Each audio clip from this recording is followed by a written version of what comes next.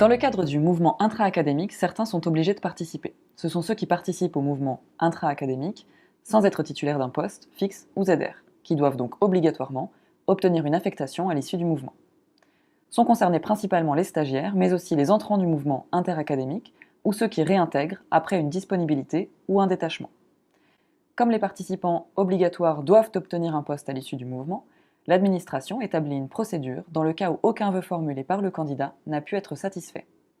C'est cette procédure que l'on nomme extension, formalisée dans une table qu'on appelle la table d'extension, et qui s'applique en prenant pour point de départ le département du premier vœu formulé pour le mouvement général.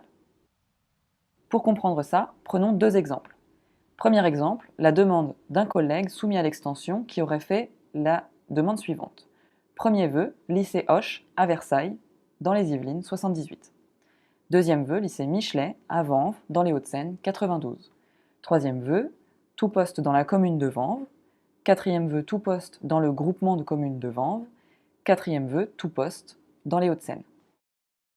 Si aucun vœu de cette demande, très ciblée il faut le dire, n'a pu être satisfait, la procédure d'extension va s'appliquer. Le premier vœu étant situé dans les Yvelines, on suit la table d'extension des Yvelines, 78, même si tous les autres vœux étaient dans les Hauts-de-Seine.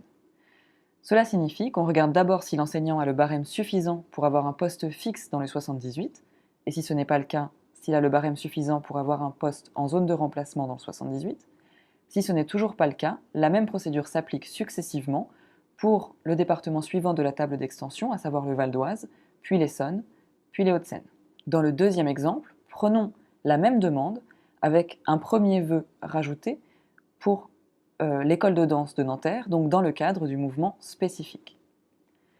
Ici, le premier vœu est bien dans les Hauts-de-Seine, mais comme c'est un vœu du mouvement spécifique et non du mouvement général, il n'est pas considéré comme le point de départ de la table d'extension.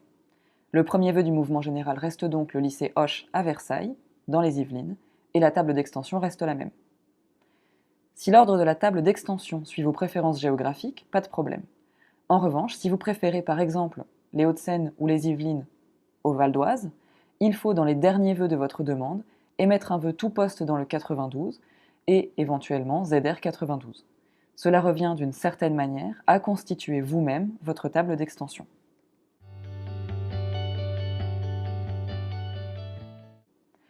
Afin de savoir si l'on peut ou non rentrer dans un vœu d'extension, l'administration vous attribue un barème. Le barème pris en compte est le moins élevé parmi ceux affectés au vœu du candidat. Attention, les bonifications attachées à un vœu particulier, bonification stagiaire, bonification lycée désagrégé, bonification d'entrée en éducation prioritaire, ne sont pas prises en compte. Seules les bonifications familiales sont conservées dans le barème d'extension, à la condition que ces bonifications concernent l'ensemble des vœux. Prenons la demande d'un collègue, échelon 1, justifiant d'un rapprochement de conjoint pour le 91 dans l'Essonne, sans année de séparation, avec la demande suivante. Premier vœu, collège Pasteur à Longjumeau, 14 points. Deuxième vœu, tout poste commune de Longjumeau, 44,2 points. Troisième vœu, groupement de communes de Massy, 44,2 points.